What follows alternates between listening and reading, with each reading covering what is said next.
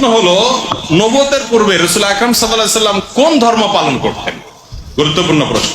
নবুয়তের পূর্বে আমাদের প্রিয় নবী সাল্লাল্লাহু আলাইহি সাল্লামের ধর্ম কি ছিল? যদি বলেন যে কোন ধর্মে অনুসরণ করতেন না, তাহলে নাউজুবিল্লাহ, উনি কি ধর্মহীন ছিলেন নাকি? উনি নবী হয়েছেন কত বছর বয়সে? 40 বছর বয়সে। তাহলে 40 বছর বয়স মানে তো জীবনের মূল টাইমটা প্রায়। 40 বছর পর্যন্ত উনি নিজে তো নবী ছিলেন না, উনি নবী হয়েছেন তারপরে। তাহলে 40 বছর পর্যন্ত নবী হওয়ার আগে তার ধর্ম কি ছিল? এর উত্তর হলো যে আম্মা জান আয়েশা রাদিয়াল্লাহু তাআলা আনহা বর্ণিত হাদিস, যেটি বুখারীতে আসছে, মুসলিমে আসছে, তিনি বলেছেন যে কান নবী সাল্লাল্লাহু আলাইহি সাল্লাম ইয়াখলু বিগার হিরা ইয়াতাহান্নাফ ফি। নবী সাল্লাল্লাহু আলাইহি সাল্লাম নবী হওয়ার আগে হেরা গুহায় গিয়ে ইবাদত বন্দেগী করতেন।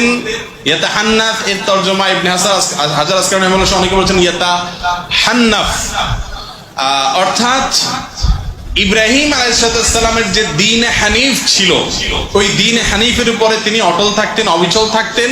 সমাজের বিভিন্ন অপরাধ, এগুলোর যে আপনার কি বলে এটাকে, এগুলোর যে ছোঁয়া, এগুলোর যে আঁচ, এগুলো নবীজি সাল্লাল্লাহু আলাইহি সাল্লামের গায়ে তিনি লাগাতে দিতেন না, বরং তিনি হেরা গুহায় গিয়ে আল্লাহর ইবাদত বন্দেগী করতেন। ইব্রাহিম আলাইহিস সালামের যে মিল্লাত ছিল, মিল্লাত ইব্রাহিমী যেটাকে বলা হয়, এই মিল্লাত ইব্রাহিমের উপরে নবী করিম সাল্লাল্লাহু আলাইহি সাল্লাম ছিলেন। তাহলে তার নবুয়তের আগের যে সময়টা, এই সময়টাতে তার যে দিন ছিল, এটা ছিল দিন ইব্রাহিম। কোন দিন ছিল? নবীর পবিত্র জীবনী ইতিহাসের প্রথম অধ্যায় 40 বছরের, এটা নবীর জন্য নবুয়তের দলিল কিভাবে? আর দ্বিতীয় অধ্যায়, তৃতীয় অধ্যায়, এই দুইটা অধ্যায় 23 বছরের, এই অধ্যায় দুটি উম্মতের জন্য শরীয়তের দলিল কিভাবে? রাসূল করিম সাল্লাল্লাহু আলাইহি ওয়াসাল্লামের জন্ম থেকে একাধারে 40 বছর পর্যন্ত নবীর কাছে আল্লাহ ওহী পাঠাননি, কোনো নির্দেশ নবীর কাছে আসেনি। নবীকে আল্লাহ বলেননি মানুষকে কালেমার দাওয়াত দিন, মানুষকে ইসলামের দাওয়াত দিন, মানুষকে নামাজ রোজা ইবাদত বন্দেগীর দাওয়াত দিন। এমন কোন নির্দেশই আল্লাহর পক্ষ থেকে নবীর কাছে আসেনি। শুধুমাত্র একাধারে 40 বছর পর্যন্ত মানুষের সমাজে বসবাস করার ব্যবস্থা করে দিয়েছে, যেন 40 বছরের জীবন ইতিহাসের দ্বারা মানুষ নবীর নবুয়তের দলিলগুলি চিনে নিতে পারে, এবং মানুষ, সমাজের মানুষ যেন বুঝে নিতে পারে যে তার মতো মহা সত্যবাদী মানুষ জগতে আর দ্বিতীয় জন হতে পারে না। এই জন্য প্রথম অধ্যায়ের 40 বছরের ভিতরে সমাজের সর্বলোক, কুরাইশ বংশের সমস্ত মূর্তি পূজারী এবং মূর্তি পূজারীর নেতারা পর্যন্ত রাসূলকে আল আমিন উপাধিতে ভূষিত করেছিল। জগৎ শ্রেষ্ঠ বিশ্বাস্য, জগৎ শ্রেষ্ঠ সত্যবাদী বলে সমস্ত মূর্তি পূজারীরা এবং তাদের নেতারাও আমাদের নবীকে উপাধি দিয়েছে। এই জন্যই আল্লাহ এই বয়সে শুধু সমাজের মানুষকে নবীকে চিনার সুযোগ দিয়েছেন। তারাও এমন ভাবে চিনতে পেরেছে যে তারা সকলে সম্মিলিতভাবে নবীকে জগৎ শ্রেষ্ঠ সত্যবাদী বলে উপাধি দিয়েছে। কাজেই যেহেতু এই 40 বছরের জীবন ইতিহাসে নবী লা ইলাহা ইল্লাল্লাহর দাওয়াত দেননি, মুহাম্মাদুর রাসূলুল্লাহর দাওয়াত দেননি, কলেমার দাওয়াত দেননি, দ্বীন ইসলামের দাওয়াত দেননি, নামাজ রোজা ইবাদত বন্দেগীর দাওয়াত দেননি, শুধু তাদের মধ্যে অবস্থান করেছেন, জীবন যাপন করেছেন। এই জন্য 40 বছরের ভিতরে নবীর কোনো দুশমন ছিল না। সমস্ত মূর্তি পূজারীরা সম্মিলিতভাবে নবীর প্রশংসা করত। এমনকি নবীর জন্মের দিনে জন্মের সংবাদ পেয়ে আবু লাহাবের মতো বেঈমানও তার দুটি খুশি হয়ে, নবীর জন্মে খুশি হয়ে তার দুটি আঙ্গুলের দ্বারা ইশারা করে বান্দি সুয়াইবাকে আজাদ করে দিয়েছে। অথচ এই আবু লাহাব যখন 40 বছরের পরবর্তী জিন্দেগি শুরু হয়, যখন আল্লাহর হুকুমে নবী দ্বীনের দাওয়াত দেওয়া শুরু করেন, তখন একদিন এক ঘটনা প্রসঙ্গে আবু লাহাব নবীকে গালি দিয়ে বলেছিল, তাব্বাল্লাকা সাইরাল ইয়াউম আলিহাযা দাউতানা। হে মুহাম্মদ, লা ইলাহা ইল্লাল্লাহর দাওয়াত দেওয়ার জন্য আমাদেরকে ডেকে একত্র করেছো, আমাদের সময় নষ্ট করেছো, তোমার সারা দিন ধ্বংস হোক। এবং পাথর হাতে নিয়ে নবীর মাথায় মারতে উদ্যত হইল। ঘটনা বুঝে থাকে বলুন, 40 বছর পর্যন্ত আবু লাহাব, আবু জাহাল নামের বেঈমানেরা নবীর উপর হামলা করেছিল না দ্বীনের দাওয়াত শুরু হওয়ার পরে? দ্বীনের দাওয়াত শুরু হওয়ার পরে। এটা নবীর ওয়ারিসদের একটা উত্তরাধিকার। যেভাবে নবী যখন থেকে দ্বীনের দাওয়াত শুরু করেছেন তখন শত্রুরা পাথরের আঘাত করেছে, কিয়ামত পর্যন্ত যারা এই নবীর দেওয়া দ্বীন হেফাজতের জন্য দ্বীনের দাওয়াত দিবেন, এদেরকেও নবীর শত্রুরা পাথরের আঘাত করতে বাধ্য। এজন্য হাদিস শরীফে রাসূল করিম সাল্লাল্লাহু আলাইহি ওয়াসাল্লাম বলেন, আসাদ্দুন নাসি বালাআনিল আম্বিয়া সুম্মাল আমসাল ফাল আমসাল। দুনিয়াতে নবীগণ সবচেয়ে বেশি বিপদ আপদের সম্মুখীন হয়েছেন, আর নবীগণের পরে যারাই নবীগণের পথে যত বেশি অগ্রসর হবে তারা ততই শত্রুদের মাধ্যমে বিপদে আক্রান্ত হবে। এটা নবীর উম্মতের জন্য নবীর সুন্নত। নবীও শত্রুর হাতে পাথরের আঘাত খেয়েছেন, উম্মত যদি নবীর দ্বীন প্রচারের কাজ করে নবীর শত্রুদের হাতে উম্মত পাথরের আঘাত খাবে। এইটাই নবীর ওয়ারিস হওয়ার আলামত।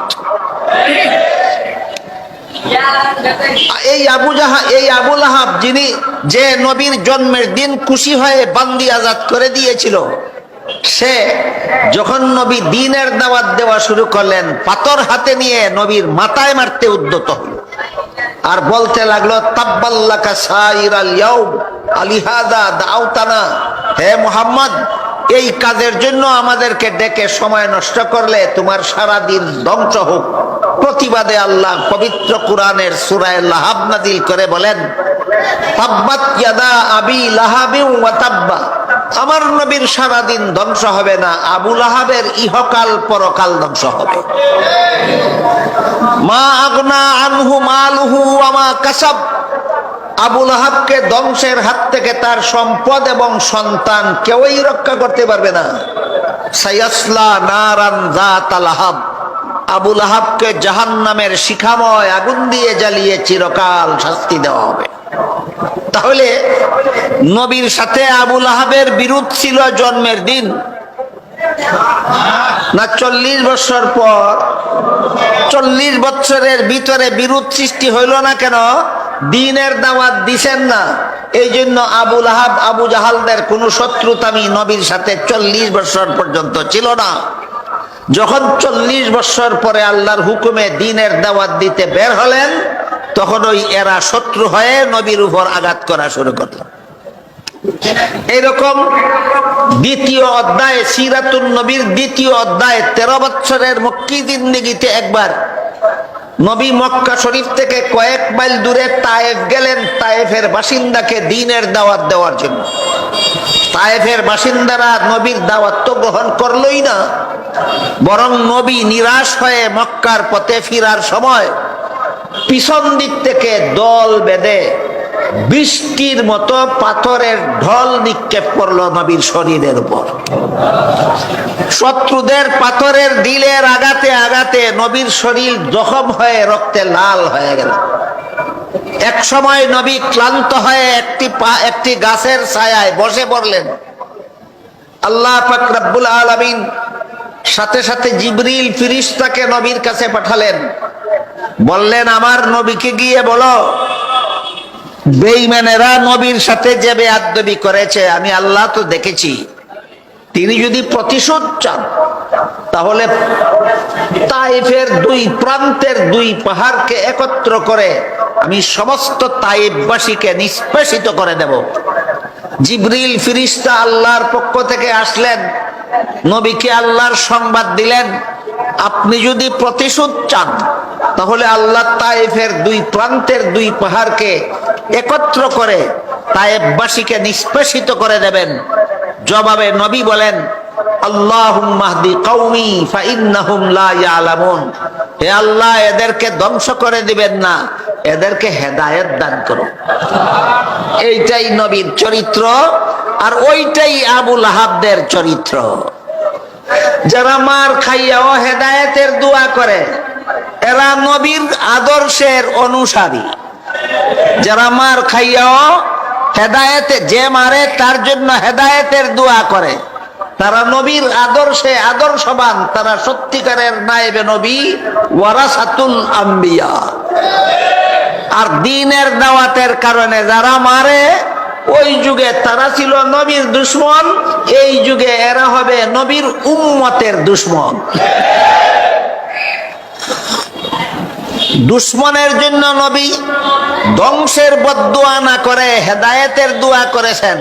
আমরাও নবীর দাওয়াতের আয়োজন করলে যারা দুশমনি করে, আমরা নবীর খাঁটি ওয়ারিস হতে চাই, নবীর উত্তরসূরি হতে চাই, নবীর আদর্শে আদর্শবান হতে চাই। তাইফের ঘটনাকে স্মরণ করে আমরাও যারা বিরুদ্ধাচরণ করে, যারা সিরাতুন নবীর আলোচনা বন্ধ করতে চায়, আমরা আল্লাহর কাছে এদের জন্য হেদায়েতের দোয়া করি। এটা আমাদের নবীর শিক্ষা, নবীর আদর্শ। গেল 40 বছরের জীবন ইতিহাস। এই জীবন ইতিহাসের ভিতরে কেউ নবীর দুশমন ছিল না, বিরুদ্ধাচরণকারী ছিল না, কেউ আঘাতকারী ছিল না। সবাই নবীর গুণ গাইতো, সবাই নবীর প্রশংসা করত।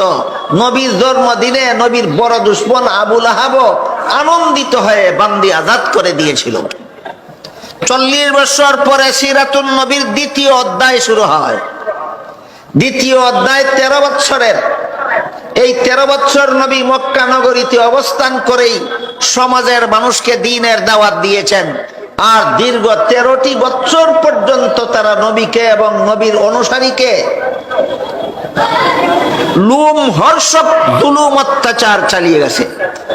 এমন জুলুম অত্যাচার চালিয়ে গেছে তা বর্ণনাতীত।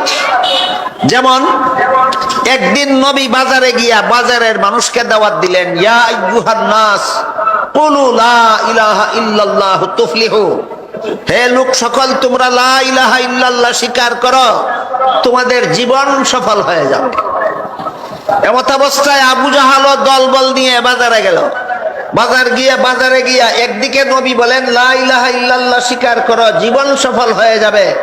অপরদিকে আবু জাহাল বাজারের লোকদেরকে বলতে লাগলো, হে বাজারের লোকেরা, মুহাম্মাদের কথা শুনবে না, মুহাম্মদ পাগল। মুখ বরাবর বলে দিছে মুহাম্মদ পাগল। নবী প্রতিবাদে গেলেন না, প্রতিশোধে গেলেন না, নবী দাওয়াত দিতেই লাগলেন। তখন আবু জাহাল দলবল নিয়ে নবীর গায়ে থুক নিক্ষেপ করা শুরু করলো।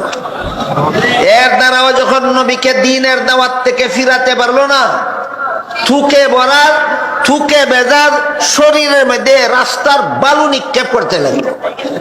এর দ্বারাও যখন নবীকে দাওয়াত থেকে ফিরাতে পারলো না, নবীর গলায় গামছা বেঁধে রাস্তায় ফেলে বাজারের অলিতে গলিতে টানা হেঁচড়া করলো।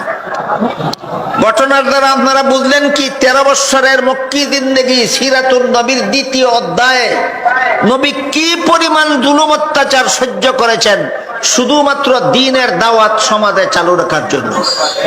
কিয়ামত পর্যন্ত এভাবেই যারা নবীর দ্বীন জারি করার জন্য দাওয়াত দেওয়ার কাজ করলে, যারা জুলুম অত্যাচার করে, বিরোধিতা করে, প্রতিবন্ধকতার সৃষ্টি করে, হামলা করে, এরার হামলা সহ্য করে এই নবীর সত্যিকারের ওয়ারিস যারা, তারা কিয়ামত পর্যন্ত নবীর দ্বীনের দাওয়াত চালিয়েই যাবেন। কিয়ামত পর্যন্ত চিহ্নিত হয়ে থাকবে একদল মানুষ নবীর দলের কাজ করে, আর একদল মানুষ নবীর দুশমনের দলের কাজ করে।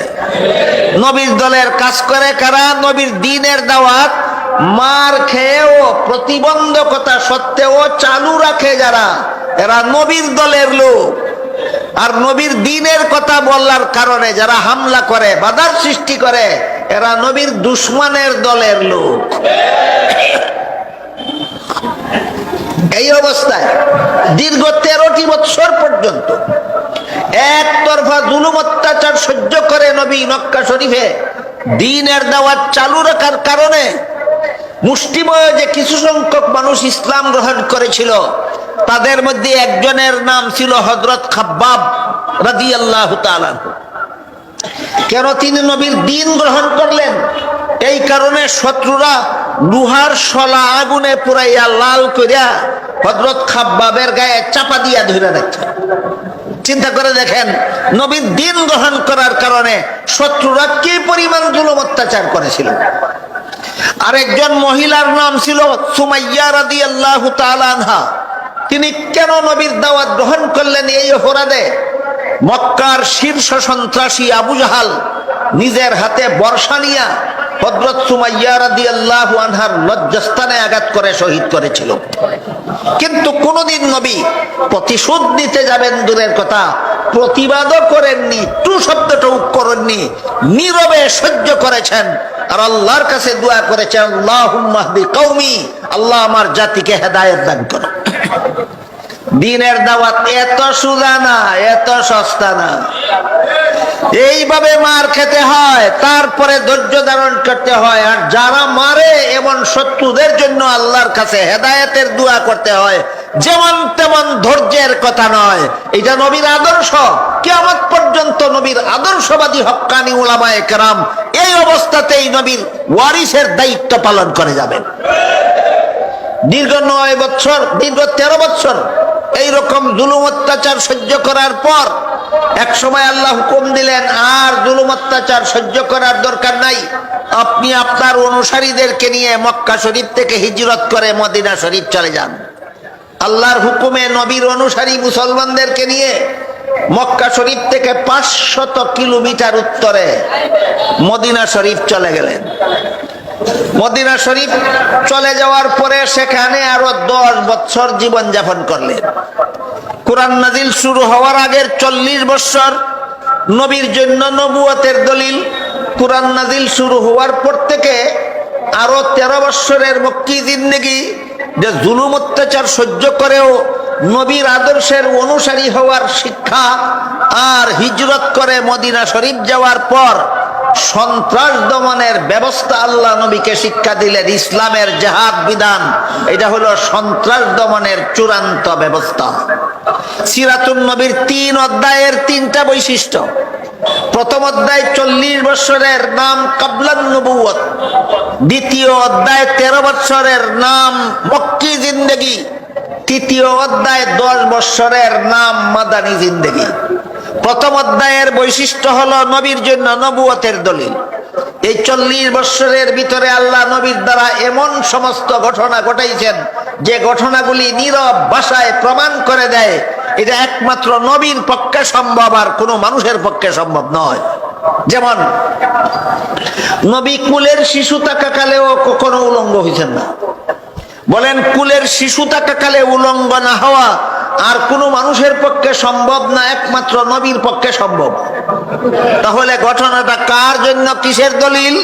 নবীর জন্য নবুয়তের দলিল। নবী জন্মগ্রহণ করা মাত্রই আল্লাহর শুকরিয়া আদায় করে দোয়া পড়েছেন। জন্ম হওয়া মাত্রই দোয়া পড়া এটা আর কোনো মানুষের পক্ষে সম্ভব নয়, একমাত্র নবীর পক্ষে সম্ভব। সুতরাং এটা নবীর জন্য নবুয়তের দলিল। নবী মায়ের গর্ভ থেকে খতনাকৃত অবস্থায়, নার কাটা অবস্থায় ভূমিষ্ঠ হয়েছিলেন, এটাও আর কোনো মানুষের পক্ষে সম্ভব নয়, একমাত্র নবীর পক্ষে সম্ভব।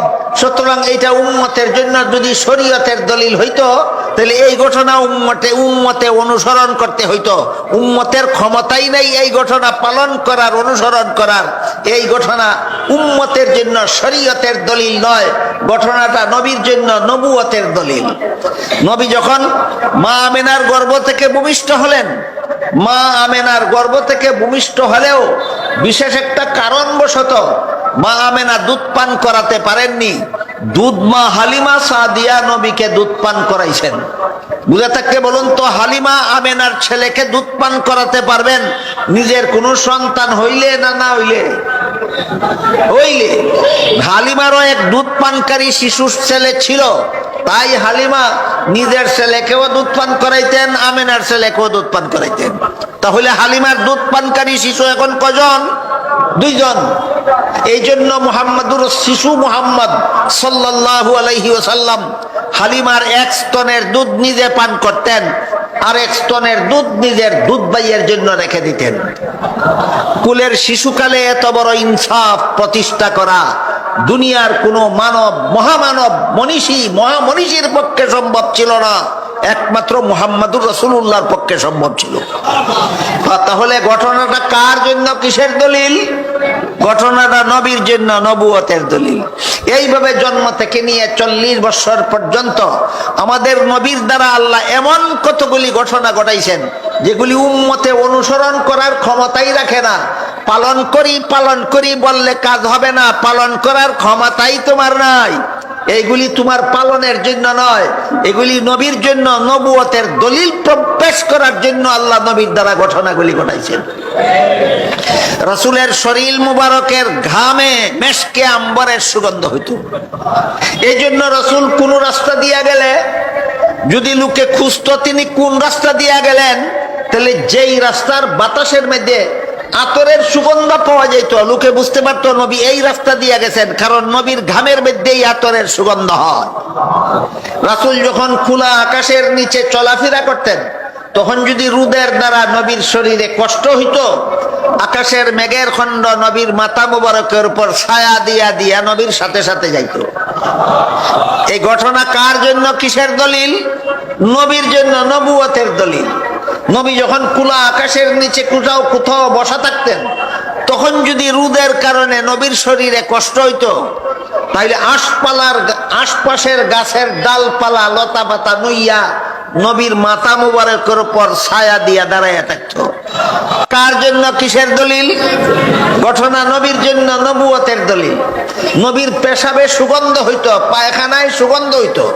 এই জন্য পেশাব করা মাত্রই, পায়খানা করা মাত্রই জমিন নবীর পেশাব পায়খানা খাইয়া ফেলতো। পেশাব পায়খানার মধ্যে সুগন্ধ হওয়া আর কোন মানুষের পক্ষে সম্ভব নয়, একমাত্র মুহাম্মদুর রাসূলুল্লাহর পক্ষে সম্ভব ছিল। ঘটনাগুলি কার জন্য, কিসের দলিল? ঘটনাগুলি নবীর জন্য, নবুয়তের দলিল। এই ঘটনাগুলি যখন ঘটতেছিল অনবরত একটার পর একটা, তখন নবীর কোনো দুশমন ছিল না, কোনো শত্রু ছিল না। যখন নবী 13 বছরের মক্কি জিন্দেগীর সূচনা কাল থেকে দ্বীনের দাওয়াত দেওয়া শুরু করলেন, তখন থেকে দুশমনেরা দুশমনি শুরু করলো। এতদিন দুশমনি করে না কেন? এতদিন নবীর তরিকা মানার কোনো প্রশ্ন ছিল না, শুধু নবীর গুণ গাইলেই হইতো। এখন দুশমনি করে কেন? এখন শুধু মুখের দ্বারা নবীর গুণ গাইলে চলে না, এখন নবীর তরিকা পালন করতে হয়। এই জন্য এতদিনের বন্ধুরা এখন থেকে শত্রুতে পরিণত হইল। কাজেই আমরাও যদি এমন হই যে নবীর গুণ যারা গায় এদেরকে খুব ভালো পাই, আর নবীর তরিকার কথা যারা বলে তাদের বিরুদ্ধে বিদ্রোহ শুরু করি, বিরুদ্ধাচরণ শুরু করি, প্রতিবন্ধকতা শুরু করি, এটা মুমিন মুসলমানের চরিত্র নয়, যে আবুল আহাব আবু জাহালদের চরিত্র। তাইলে তাদের মধ্যে আর আমার চরিত্রের মধ্যে ব্যবধান হইল কি? তাদের চরিত্রে আর আমার চরিত্রে ব্যবধান থাকতে হবে। আমরা যেমন ভাবে 40 বছরের কাবলান নবুয়ত, 40 সিরাতুন নবীর প্রথম অধ্যায়ে যেভাবে আমরা নবীর অলৌকিকতার বিশ্বাসী, নবীর অলৌকিকতা স্বীকার করি, ঠিক তেমনি ভাবে 13 বছরের মক্কি জিন্দেগিতে যখন নবী তার আদর্শ মানার দাওয়াত দিতে লাগলেন, তখন আমরা নবীর আদর্শকে জীবনের সর্বক্ষেত্রে বরণ করে নেওয়ার, পালন করে নেওয়ার জন্য প্রস্তুতি গ্রহণ করি, যে সত্যিকার নবীর উম্মত হওয়ার আলামত। তাই আল্লাহ পবিত্র কোরআনে বলেন, লাকাদ কানা লাকুম ফি রাসূলিল্লাহি উসওয়াতুন হাসানা লিমান কানা ইয়ারজুল্লাহ ওয়াল ইয়াউমাল আখিরা ওয়া যাকারাল্লাহ কাসীরা। অবশ্যই আল্লাহর রাসূলের মধ্যে রয়েছে তোমাদের জন্য উত্তম আদর্শ। আদর্শ বলতে তার কথাবার্তা, কাজ কর্ম তোমরা অনুসরণ করো, অনুকরণ করো। বলুন, নবীর কথাবার্তা কাজকর্ম উম্মতের জন্য অনুসরণীয় কিনা, উম্মতের জন্য অনুকরণীয় কিনা? 40 বছরেরটা না 40 বছরের পরেরটা? 40 বছরেরটা নয়, 40 বছর একটা উম্মতের জন্য অনুসরণীয়, অনুকরণীয় ছিল না, সেটা ছিল নবীর জন্য নবুয়তের দলিল। 40 বছরের পরে যদি নবীর বৈশিষ্ট্যপূর্ণ না হয়, তাহলে এমন সবগুলি কাজ, অর্থাৎ 40 বছর পূর্ণ হওয়ার পর থেকে জীবনের শেষ মুহূর্ত পর্যন্ত যেসব কাজ নবী নিজেও করেছেন, উম্মতকেও করতে বলেছেন, যেসব কাজ নবী নিজেও করেছেন, উম্মতকে করার জন্য উৎসাহ প্রদান করেছেন, ওই সমস্ত কাজের জন্য আল্লাহ বলেন নবী তোমাদের আদর্শ। নবীর আদর্শ গ্রহণ করতে পারবে কারা? আল্লাহর সন্তুষ্টি চায় যারা। নবীর আদর্শ গ্রহণ করতে পারবে কারা? পরকালীন চিরস্থায়ী জীবনের সাফল্য চায় যারা। নবীর আদর্শ গ্রহণ করতে পারবে কারা? আল্লাহকে সদা সর্বদা বেশি বেশি স্মরণ করে যারা। 3টা গুণ বলে আল্লাহ বুঝাইছেন, এই 3 গুণ মুনাফিকের মধ্যে নাই, আছে শুধু মুমিনের মধ্যে। মুমিনরা আল্লাহর সন্তুষ্টি চায়, মুনাফিকরা নিজেদের আত্মার সন্তুষ্টি চায়। মুমিনরা পরকালীন চিরস্থায়ী জীবনের সাফল্য চায়, মুনাফিকরা দুনিয়ার ক্ষণস্থায়ী জীবনের সাফল্য চায়। মুমিনরা সদা সর্বদা আল্লাহকে স্মরণ রাখে, মুনাফিকরা নামে মাত্র আল্লাহকে স্মরণ করে। এই জন্য আয়াতের ব্যাখ্যায় মুফাসসিরিনে কেরাম লিখেছেন যে 3টা গুণের কথা আল্লাহ উল্লেখ করেছেন, এই 3 গুণ মুমিনের মধ্যে থাকে, মুনাফিকের মধ্যে থাকে না। এই 3 গুণ উল্লেখ করে আল্লাহ বোঝাতে চান নবীর জীবনের আদর্শ, সিরাতুন নবীর আদর্শ গ্রহণ করতে পারবে কারা? মুমিন মুসলমান যারা। সিরাতুন নবীর আদর্শ গ্রহণ করতে পারবে না কারা? মুনাফিক যারা। এই জন্য হাদিস শরীফে রাসূল করিম সাল্লাল্লাহু আলাইহি ওয়াসাল্লাম বলেন, কুল্লু উম্মতি ইয়াদখুলুনাল জান্নাতা ইল্লা মান আবা। কিলা ওয়া মান আবা কালা মান আতাআনি দাখালাল জান্নাতা ওয়া মান আসানি ফাকাদ আবা, আও কামা কালা আলাইহিস সালাতু ওয়াস সালাম। রাসূল বলেন আমার সমস্ত উম্মত জান্নাতে যাবে, কিন্তু যারা আমাকে মানে না তারা জান্নাতে যাবে না। দেখুন হাদিস শরীফে রাসূল বলেছেন আমার সমস্ত উম্মত জান্নাতে যাবে, কিন্তু যারা আমাকে মানে না তারা জান্নাতে যাবে না। বলুন নবীদে বলেছেন আমার সমস্ত উম্মত জান্নাতে যাবে, এ পর্যন্তই কথা শেষ না কিন্তু আছে? কিন্তু কি? আমাকে যারা মানে না তারা জান্নাতে যাবে না। এই কথা বলা মাত্রই সাহাবায়ে কেরাম জিজ্ঞাসা করলেন আপনাকে মানে না কারা? আমাদের বর্তমান সমাজে এই কে নবী মানে আর কে নবী মানে না, এটা নিয়ে খুব ঠেলাঠেলি আছে যথেষ্ট। এটা নিয়ে যথেষ্ট কারাকারি আছে, কনাকনি আছে, হানাহানি আছে, মারামারি আছে, মারামারি পর্যন্ত আছে। আমি আর আমার দলে নবী মানি, আর তোমরা কেউ তোমরা দলের কেউ নবী মানো না। এই একটা হিংসাত্মক কার্যকলাপ আমাদের বর্তমান সমাজে চালু আছে। কাজেই কে নবী মানে আর কে নবী মানে না, তোমার কথায় সাব্যস্ত হবে না, আমার কথায় সাব্যস্ত হবে না। আজ থেকে 1300-1400 বছর আগে সাহাবায়ে কেরাম নবীকে সাথে সাথে জিজ্ঞাসা করেছিলেন নবী আপনাকে মানে না কারা? নবী জবাবে বলে দিয়েছিলেন আমার তরিকা মানে যারা, আমাকে মানে তারা, আমার সাথে জান্নাতে যাবে তারা। আমার তরিকা যারা মানে না তারা আমাকে মানে না, তারা জান্নাতে যাবে না। বলুন কে নবী মানে আর কে নবী মানে না নতুন ভাবে ফয়সালা করতে হবে না? নবী 1500 বছর আগে ফয়সালা দিয়ে গেছেন। 1500 বছর আগে, প্রায় 1500 বছর আগে নবী নিজে পবিত্র জবান মুবারকের দ্বারা ফয়সালা দিয়ে গেছেন আমার জীবন আদর্শ গ্রহণ করে যারা আমাকে মানে তারা আমার সাথে জান্নাতে যাবে। তারা আমার জীবন আদর্শ যারা মানে না তারা আমাকে মানে না, আমার সাথে জান্নাতে যাবে না। কাজেই মুসলমানের জীবনের প্রতিটি ক্ষেত্রে নবীর আদর্শ আছে। মুসলমানের জীবনের প্রত্যেকটা কাজকর্মের মধ্যে নবীর আদর্শ আছে, যেগুলিকে এক কথায় নবীর সুন্নত বলা হয়। সিরাতুন নবীর আদর্শ মানে নবীর সুন্নত। হাদিস শরীফে রাসূল করিম সাল্লাল্লাহু আলাইহি ওয়াসাল্লাম বলেন মান আহাব্বা সুন্নতি ফাকাদ আহাব্বানি ওয়া মান আহাব্বানি কানা মাই ফিল জান্নাহ। যে আমার সুন্নতকে মুহাব্বতের সাথে গ্রহণ করলো, আমার জীবন আদর্শকে মুহাব্বতের সাথে গ্রহণ করলো, তারাই আমাকে মুহাব্বত করলো, আমাকে মানলো, আমার সাথে জান্নাতে যাবে। আরেক হাদিসে রাসূল করিম সাল্লাল্লাহু আলাইহি ওয়াসাল্লাম বলেন মান রাগিবা আন সুন্নতি ফালাইসা মিন্নি। আমার জীবন আদর্শ থেকে যারা মুখ ফিরিয়ে নিল, আমার জীবন আদর্শ মতো এরা জীবন যাপন করতে যারা রাজি নয়, আল্লাহর রাসূল বলেন এরা আমার উম্মত নয়, এরা বেহেশতে যাবে না। কথা পরিষ্কার হয়ে গেল। সিরাতুন নবীর আদর্শ মতো জীবন যাপন করে যারা নবী মানে তারা নবীর সাথে বেহেশতে যাবে। সিরাতুন নবীর আদর্শ মতো যারা জীবন যাপন করতে রাজি নয়, এরা নবী মানে না, এরা নবীর সাথে বেহেশতে যাবে না।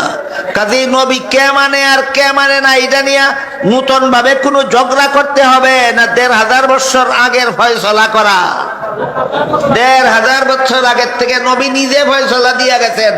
আমার আদর্শ গ্রহণ করে যারা, আমাকে মানে তারা, আমার সাথে জান্নাতে যাবে তারা। আমার আদর্শ যারা মানে না, আমাকেই মানে না, এরা জান্নাতে যাবে না। কাজে আল্লাহ সিরাতুন নবীর আদর্শ বুঝে, সিরাতুন নবীর আদর্শে আদর্শবান হয়ে সত্যিকারের অর্থে নবী মানার আর নবীর সাথে জান্নাতে যাওয়ার সৌভাগ্য আল্লাহ আপনাদের আমাদের সবাইকে দান করুন। সবাই বলুন আমিন। সুবহানা রাব্বিকা রাব্বিল ইজ্জাতি আম্মা ইয়াসিফুন ওয়া সালামুন আলাল মুরসালিন ওয়ালহামদুলিল্লাহি রাব্বিল আলামিন।